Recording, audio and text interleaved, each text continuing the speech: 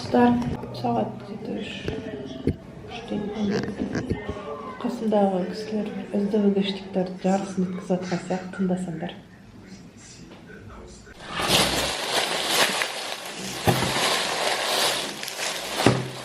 Будущее уже здесь, достар. Қымбатшылық келді, қараңдар. Мына екі хурма еді. Қанша теңгеге алғанды қарасыңдар. Смотря какой сорт и т.д. и т.п. Но, блин, это очень дорого по мне. 2 штукқа 764 теңге. Что за стрёмность? И сыр. Сыр өзі сол бағада тарбады. Білем не үшін түсірімге түсіріп отыр, бірақ түсірімге кетті. Білу керексіңдер. Я в шоке от этих цен, если честно.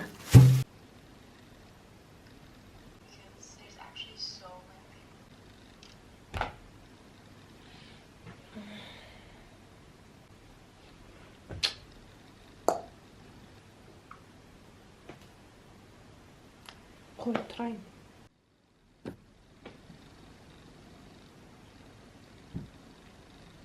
Наконец-то көзім астындағы көгеріктер кетті. Алдында естерінде болса, алдыңғы роликтерді тұмаудан кейін көзім асты. Көк сызық болып кетті ғой.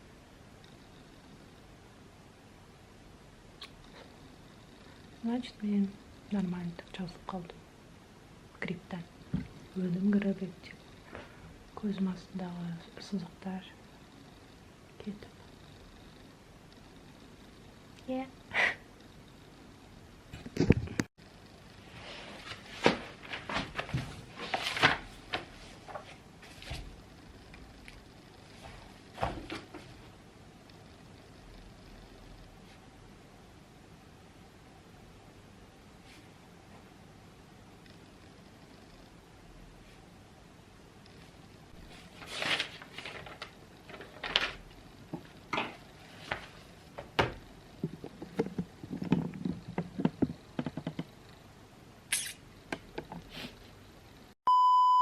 Бәріне сәлем. 25-ші желтоқсан, 25-ші жыл.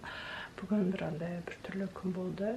Бұңғырар айтсам да айтайын. Мен бұрындары өзім туған күнімде сабырлы болуды тілейтінмін. Өте сабырлы адам болуды өмірде. Қитұрқы болмай, қыз жақпас адам болмай, серьезный болайын деп сол сұраған мен алдыма келіп жатырмын, сыналып жатырмын да сабырмен. Білмеймін, тыныштықты, жарайды құрсыншы дегенді білмеймін қалай адамдар қабылдайтынын, бірақ мен үшін ол это норма. Егер де адам сабырмен сөйтіп, ешқандай ашумен емес, адекватты түрде ересек адам сияқты шешсе, мәселені сабырмен бастысы.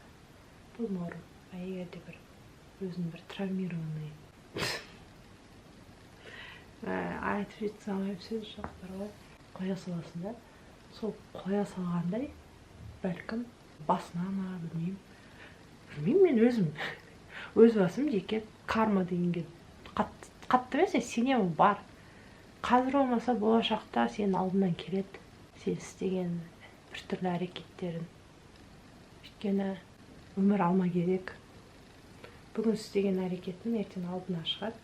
Бірақ мен андай дүниеге қарсымын, сен жас кезінде немесе өмірде жалпы істеген әрекеттерін үшін балаларын жауап береді деген дүниеге мен керіспеймін, маған ұнамайды ондай нәрсе. Әр адам өзінің істеген дүниесіне өзі жауап беру керек. Балаларын алдына шығады деген дүниеге мен сенбеймін. Сөйтіп андай бір кішкене, как бы скромно не звучало, андай жарайды құрсыншы, андай. Это не значит, что ты терпила. Это значит, что ты чуть-чуть, как бы сказать, өзіңді сабырға шақырасың. Қоя саласың, болашағыңды ойлайсың, алдымнан келіп қалар құрсын. Әдемі қоя салайын деп. Басқа адамдар оны, менің қолымнан келді, әрі қарай мәмілет етуге болады деп ойлайма, білмеймін. Мен көп жағдайда әжем сияқты, кемпірлер сияқты сөйлесем де, мен рас жарайды деп ашуға бой алдырмауға тырысам. Былай қарасаң, әр адамның өзіндік бір мінезі бар ғой. Әр адам бесхребетный емес.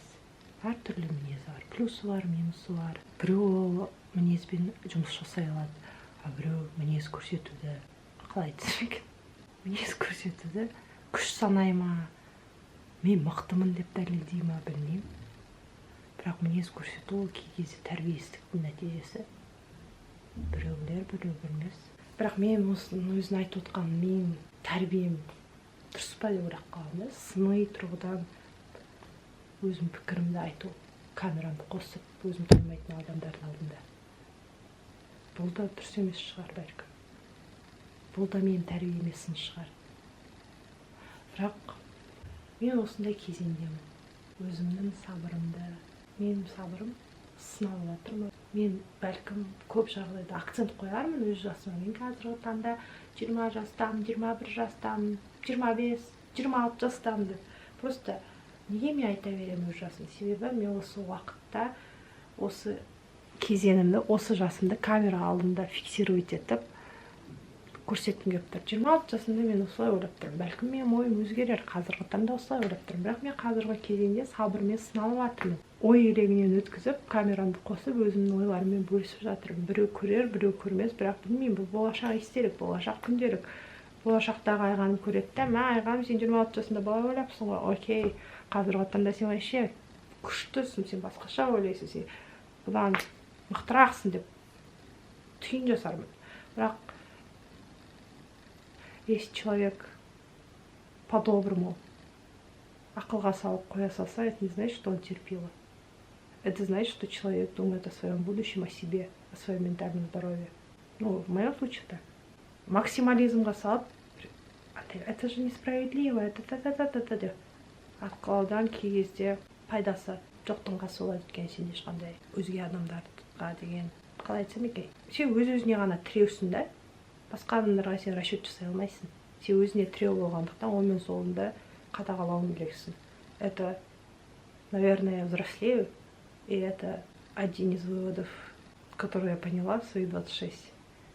Ты сама себя опора, понимаете? Я это поняла. Адам өз-өзіне тіреу болса, мықты болады. Мен сол тіректі қалыптастыру жолындамын. Сол тірек былай қалыптасып жатыр да, осындай түйіндермен. Сол кішкене біртүрлі болып тұрмын, бірақ мен біртүрлі болғанымнан ешқандай пайда жоқ қой, просто осы уақытты фиксировать еткім келіп тұр. Это не значит, что сен, блин, справедливости ұрып, терпила, олай деп бүйтіп тұрады да, типа, жайды ақылға салайын, терпила болып үндемей қояйын деймін. Мына жерде бір не бар, типа терпила сияқты. Ана жақта жоқ, справедливость болу керек, деп доказывать, топить ету керек жағдай болып тұр да менде. Бірақ бұлай екеуін екі жақта балансты ұстау керек. Өйткені сен өзінен басқа опораң жоқ сенде. Сондықтан егер де опораңды бүйтіп балансын бұзып алсаң, дәйіліп кетесің. Ал саған керек пе? Жоқ. Сен өзіне тіреу болу үшін мықты болу керексің. Ол үшін мінез керек. А мінез деген деп көрінгенмен ұрысу емес. Мінез деген ол ақыл. Ақыл деген ол өмірді көрумен, оқыған кітаптарымен, ересек өмір көрген, тек қана жасына байланысты емес, өмір көрген, өмірден көп түйген адамдармен араласудың арқасында ел көрумен, жер көрумен, элементарно дұрыс фильмдер, адамзат тарихына елеулі септігін тигізген фильмдер, немесе басқа да контент көру арқылы қалыптасатын шығар бәлкім. Мен бар ғой, қазір мен арманымды айтайыншы, мен сабырлы болып тілеймін деп тілеп алдым ғой, мен сабырмен сыналып жатырмын, сабырлы болып келе жатырмын. Мен қай жерден андай камера алдында құйтырып қалансам да, өмірде, как бы скромно не звучало, мен тек қана өз ортамда ғана ашық жақын, бірақ сырт жерде енді ересек адам болғаннан кейін бәлкім көбісінде солай ғой. Мен өте жабық адаммын, мен бойым тартып тұрамын, сабырмен құйтыр қыланы бүйту жоқ. Соны тілеп алып, походу мен сабырлы болдым уже. Енді басқа тілегім бар, айтайын ба қандай тілек? Менің ортам мықты, андай ақылды, білімді, адамгершілігі мол, керемет адамдар болса екен менің ортамда. Мықты мен дейтін, андай өмірге талпынысы мықты, зор, шығармашылыққа толы, менталды денсаулығын, физикалық денсаулығын бәрін баланста ұстайтын, дүниенің соңына қуылмайтын, ақшаны да таба білетін, бірақ адамгершілігі бірінші кезекте болатын өте керемет адамдар болса екен деп тілеймін ше. қазіргі ортамда шүкір жақсы, бірақ одан да жақсы адамдар кезіксе екен. Мен ортам, болашақ таныс адамдар, бәрі жақсы адамдар болса екен. Мен прям кәдімгідей тілеймін. Осы тілегімді камера алдында айтқым келіп тұр. 1-2 жылда, немесе 5 жылда, немесе 10 жылда бұйырса, мен сондай мықты ортада жүретін адам болсам екен. Ол үшін өзім де мықты болуым керек, әрине. Сол тілегімді айтқым келіп тұр. Солар өте кішкене көңіл күйім жай болып тұр бүгін. Бірақ қызық бір түрлі адамдар үшін көңіл күй түсіруінде керек емес деп айтқым келіп тұр. Бірақ я не хочу в то же время обесценивать свои чувства, свое восприятие, свое видение. Я не буду обесценивать. Ну, так и случилось, да, не обидно, я это принимаю. Мне грустно, да. Ну, не естественно, сонда неше түрлі адамдар болады ғой. Бәлкім, білмеймін, мен психолог емеспін, сын айта алмаймын, бірақ это очень нехорошо и неприятно. Да, признаюсь. Но өмір ғой, не істейсің. Жүре берсең, көре бересің. Маған бәрібір жүре салайды. Мен камера алдында айтып бәрін жіберіп жатырмын ғой, по идее, что. Мен не үшін айтып жатырмын бұны бәрін? Кішкене жеңілдеп қалу үшін. Әлі күнделігіме жазамын қазір. Әкесін танытып, бау деп подробно бүкіл аты жөндерін, данылар бәрін жазамын да. Деп шығарып аламын, сосын жеңілдеп қалады. А бұл жерде білмеймін. Сол, давайте.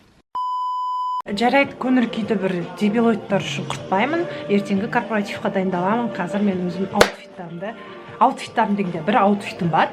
Дайындаған, соны киіп, көріп, өлшеп, қалай тексерем, сол түсірем мүмкін.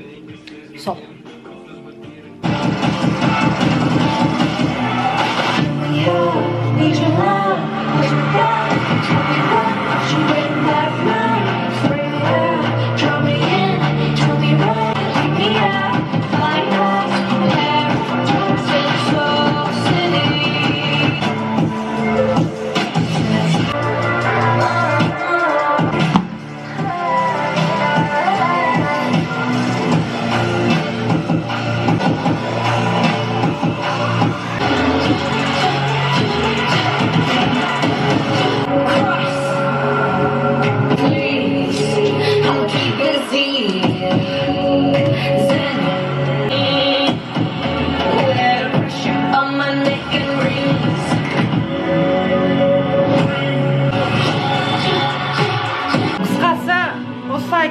Осы аутфитімді мен арнайы Аружан тойына алғам.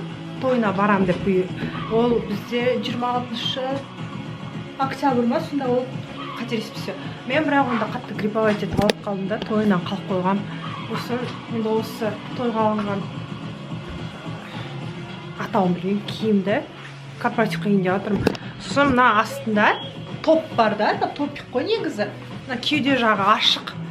Сосын босап тұр да, қатты үлкен үйде болғандықтан, екі шетім ба, артым бәрін түйреп ұстау керек, түйреп үшін мне кажется, потому что бітсе береді, неудобно, билеген кезде, бүйтіп қолымды көтеріп қалған кезде. Или астынан, көрініп тұр, арқан көріндер ма? Артынан арқан көріп тұр, арқам. Маған не ұнамайды, золотистый. Короче, на штучка ұнамайды. Даже этикеткасын ұнамаған ғой, маған 2 ай болған шығар киімге. Короче, на сары застежка намайт, дешевит будто бы.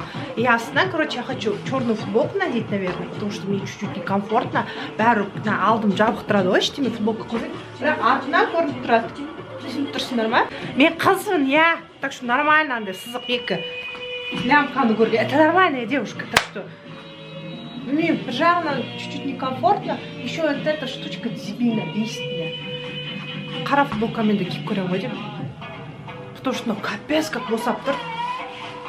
Үлкен болып кетіп тұр. Білем неге екенін, бірақ ыңғайсыздау да. Короче, осында аутфит достар.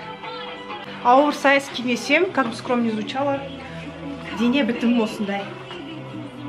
Енді үйрену керек, подчеркивать эту фигуру. Miss me.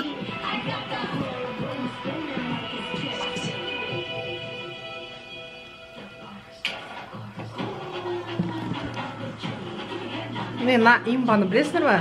Күніне неше рет көрем. Это как моя мантра.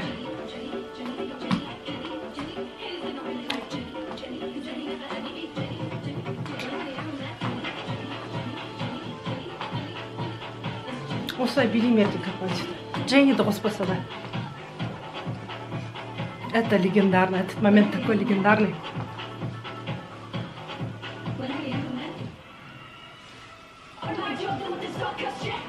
Короче, футболка киіп көремін, қара футболка.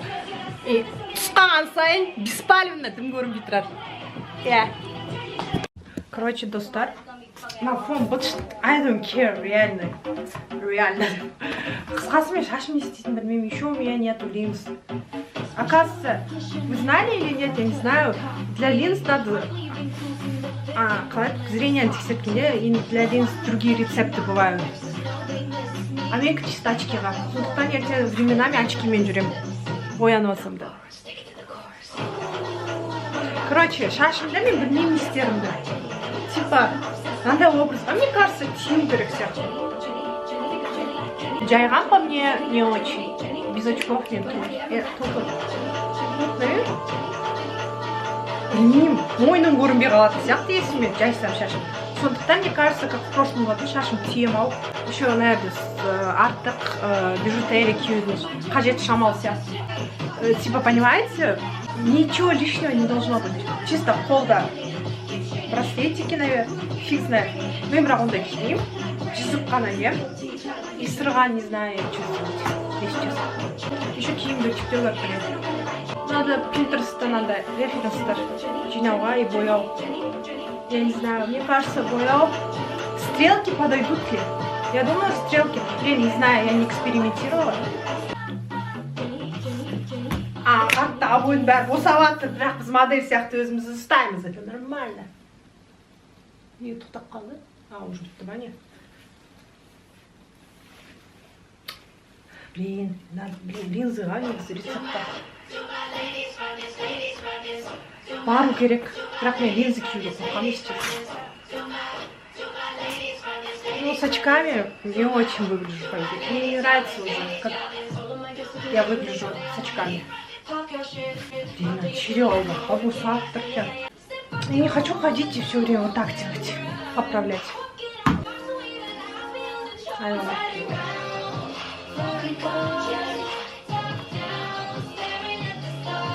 Болеро сияқты, бұрында болеро дейтін болатын, что этикетка.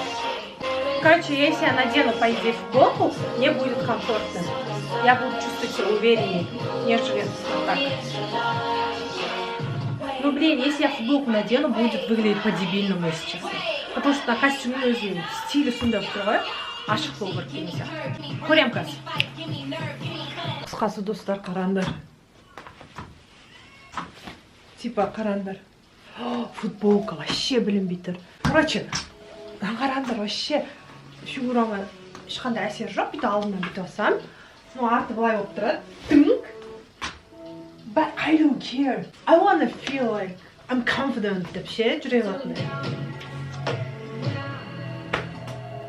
На клип легендарный. Я обожаю этот клип. Қараңдар, нормальная же фигурама, да, на свежу? Астында футболка. Или же былай ауыстырсам. Сен деп жоқ. Что? Вообще, мне будет нормально, если вот так вот танцевать еще. Я буду чувствовать себя уверенно, нежели ашық ал кішкене. Ыңғайсыз маған ше, сондай бар енді, не істеймін, сондаймын. Ептеп. Кішкене ұялам. Білмеймін неге екенін. Ұялатыным жоқ, бірақ ұялам. О, артымнан ештеңе қарамай шығар. А былай? Норм же?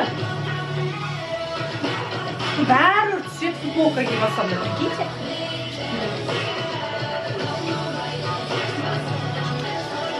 Ешкімге айтпасам, ешкім байқамай қалатында шығар, менің астымда футболка бар екен.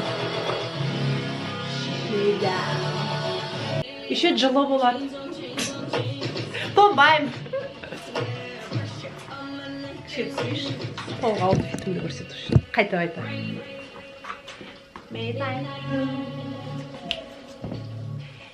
In the dark I grew. Осы сөздер күшті.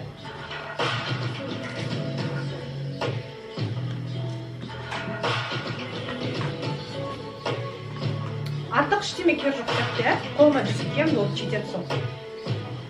Сырға былтырға дейін былтырғыдай жемчугті киейін ба. Но это строгий стиль, жемчуг, мне кажется, так себе будет. Я волосы соберу, но очки не буду часто носить. Когда надо, тем только. И бетімде бояу, минимализм, прям. Сумочка! Повседневкада сумкамды ставить өйткені. Андай былтыр алған сумкам тоже қаратын. Ол Жанаркада мамада.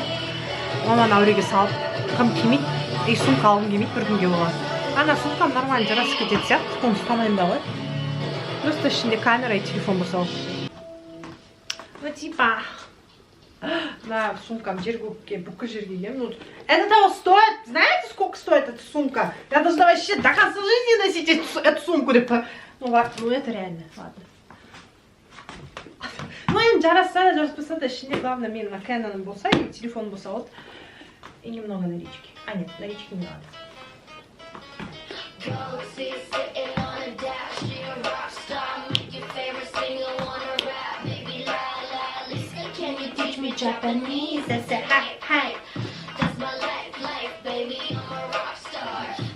Короче, киімді өтектеу керек. Мынаны бәрі түйреп аламын ғой дейді, север. Блин. Короче, ертең көрем.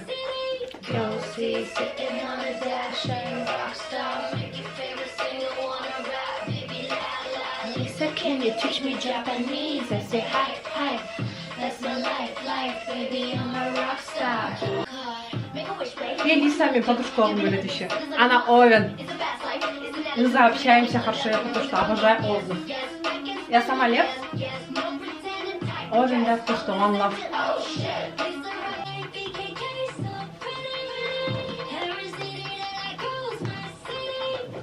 Sitting on a dash, ain't a rock star. Make your favorite single wanna ride, maybe la.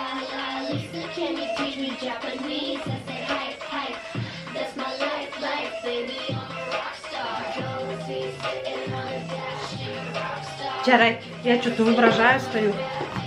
Осна ответ.